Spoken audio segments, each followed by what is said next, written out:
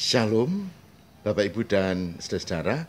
Senang sekali kita berjumpa kembali pada saat ini bersama saya, Pendeta Lukas Eko Sukoco dari Padepokan Diakonia Mitra Kinasih GKJ Purworejo.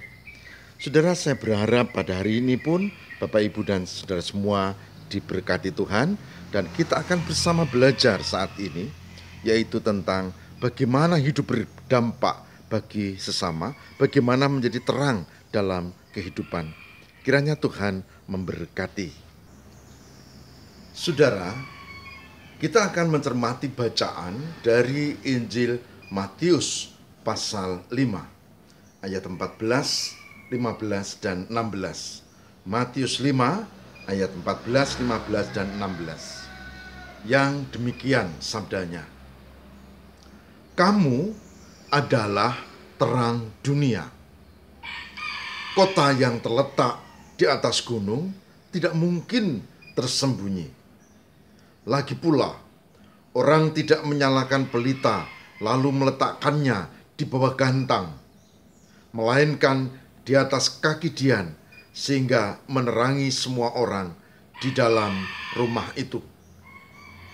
Demikianlah hendaknya terangmu bercahaya di depan orang, supaya mereka melihat perbuatanmu yang baik dan memuliakan Bapamu yang di surga. Yang berbahagia barang siapa yang mendengarkan firman Tuhan dan yang memelihara dalam kehidupan setiap hari. Amin. Saudaraku yang terkasih di dalam Tuhan, ada 3 poin penting yang kita mau pelajari dari firman Tuhan hari ini. 3 poin penting. Yang pertama adalah terang, makna, dan fungsi dari terang. Terang adalah simbol kehadiran Tuhan. Terang untuk menunjukkan realitas yang ada. Coba, misalnya ada orang yang sedang berdandan, berias ya, maka dia akan berdiri dan dia akan diterangi di situ. Tidak mungkin orang berdandan di kamar gelap, tidak mungkin. Kemudian dia akan membetulkan, oh itu alisnya, oh itu kemudian dipasangi dengan bulu mata palsu dan seterusnya dan seterusnya.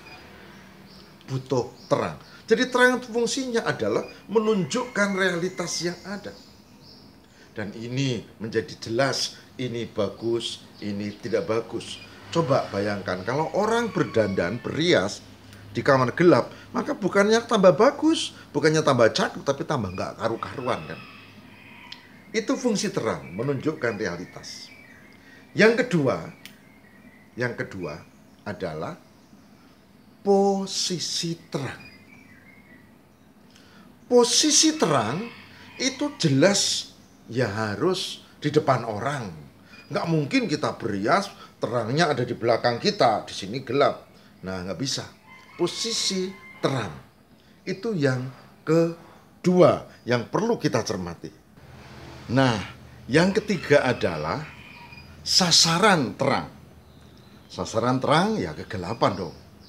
Kalau sudah terang, ngapain kita bawa senter, ngapain kita pasang lilin ya. Tapi kalau listrik mati ya kita pasang lilin, karena supaya gelap itu menjadi terang. Saudara, hari ini kita belajar tentang 3 hal ini. Terang adalah kehadiran Tuhan, terang adalah realitas. Maka kita tahu benar, kita tahu tidak benar, kita tahu baik, kita tahu jahat, itu karena terang. Terang. Maka kalau mau menjadi hidup yang berdampak, ya harus dekat dengan sumber terang, yaitu Tuhan. Tidak ada cara lain. Yang kedua, posisinya harus di depan orang. Dikatakan, demikianlah hendaknya terangmu bercahaya di depan orang. Kamu adalah terang dunia, dan terangmu itu harus bercahaya di depan orang. Ini saudara. Maka Orang beriman itu tidak dipanggil untuk kemudian ngumpul, lalu kita eksklusif, kemudian kita sibuk sendiri, kita habiskan biaya dari kita, oleh kita, untuk kita. Bukan. Kita dipanggil untuk bersekutu, yes. Tapi kita disuruh untuk keluar. Untuk keluar. Kenapa? Karena memang posisi terang itu di depan orang. Dan yang terakhir, saudara, sasaran terang adalah kegelapan. Maka di sini dikatakan supaya mereka melihat perbuatanmu yang baik dan memuliakan Bapamu yang di surga. Saudara, perhatikan bagaimana gaya hidup Sang Guru Yesus. Dia bergaul dengan masyarakat umum. Dia mempengaruhi orang-orang yang kurang baik.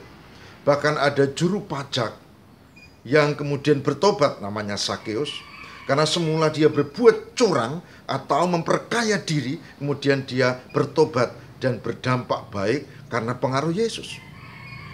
Begitu juga dengan nelayan, orang-orang biasa bukan cerdik pandai. Kemudian mereka direkrut menjadi pengikutnya, bahkan menjadi orang-orang yang baik juga. Petrus misalnya, Andreas, Yakobus. Nah, saudara-saudara, jadi sasaran terang adalah bagaimana kegelapan itu diterangi. Saya berharap hari ini kita lakukan 3 hal ini. Kita temukan sumber terang, yang pertama, makna terang. Kita bikin posisi terang itu dengan tepat di tengah new normal sekarang ya. Apa yang kita mau buat? Tentu kita tidak boleh, sekarang rekoso, sekarang kita penuh derita, kita penuh masalah, tidak usah kasih perhatian orang lain. Pasti bukan itu, bukan? Enggak ya.